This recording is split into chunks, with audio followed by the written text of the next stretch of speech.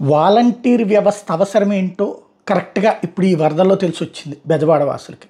Corona టైంలో ప్రతి ఒక్కళ్ళు కూడా ప్రతి ఇంటికి వాలంటీర్ వచ్చి ఆ కావాల్సినటువంటివి చూసుకున్నారు. అది మందులా, ఆహారమా ఇట్లాంటివి. ఇప్పుడు వరదలొచ్చేటప్పటికి చంద్రబాబు గారు తిరిగారు పాపం. రాత్రి పగలు పనిచేశారు. కానీ వరద వచ్చినటువంటిది మొన్న రాత్రి నుండి వరద ప్రారంభమైతే ఇంటిమేట్ చేసేవాళ్ళు లేరు, మైక్ అనౌన్స్మెంట్లు ఇచ్చేవాళ్ళు లేరు. లోతట్టు ప్రాంతాలు కానివి మునిగినాయి. అది ఇక్కడ సమస్య. లోతట్టు ప్రాంతాలంటే కృష్ణానది పరివాహక ప్రాంతం. విజయవాడ సింగనగరు లేకపోతే ఆ ప్రాంతాలు లోతట్టు ప్రాంతాలు కాదు. బుడమేరు కట్ట తెగటం వల్ల వచ్చినటువంటి ఇది నెంబర్ 1.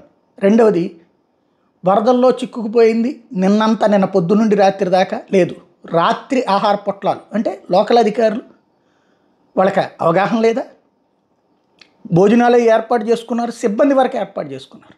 పబ్లిక్కి మంచినీళ్ళు, పాలు, ఆహారం ఇంట్లో ఉన్నదాన్ని తీసుకుందామంటే ఆల్రెడీ వరదలు వచ్చేసినాయి. కింద ఫ్లోర్లన్నీ మునిగిపోయినాయి. పైన ఉన్నటువంటి వాళ్ళు అవన్నీ పెట్టుకొని వెళ్ళరు కదా, అసలు తెలియదు కదా వాళ్ళకి. కృష్ణానది లోపల ఉండే వాళ్ళకైతే తెలుసు, ఇక్కడ ఎవరికి తెలియదు అది. రెండవ సమస్య ఏంటంటే వాళ్ళకి అదే అట్లాంటిది అంటే ముందు అలర్ట్ చేయడం కానీ అట్లాగే ఇవి అందించడం కానీ ఇలాంటివి వాళ్ళు చేస్తుండేవాళ్ళు.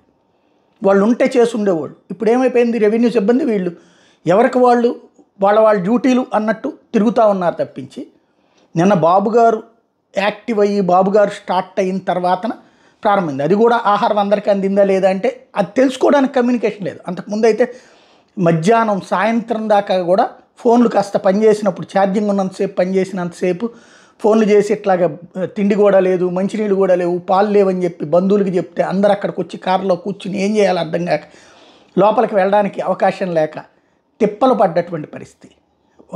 ఇలాంటి అంటే క్రైసిస్ మేనేజ్మెంట్లో ఇంటికి సేవలు అందించడం కాదు, ఆ ప్రాంతానికి కనీసం సేవలు అందించేటటువంటి టీమ్గానన్నా వాలంటీర్ ఉండేవాళ్ళు. బట్ ఇదేదో రాజకీయం కాదు, లేకపోతే జగన్మోహన్ రెడ్డి చంద్రబాబు కాదు, అలాంటి వ్యవస్థ వాలంటీర్ కాబట్టి ఇంకొక వాలంటీర్ అని ఏదో ఒక వ్యవస్థ అనేది ఉండటం అనేది అవసరం. ఎందుకంటే ఉద్యోగమే చేస్తున్నాడు.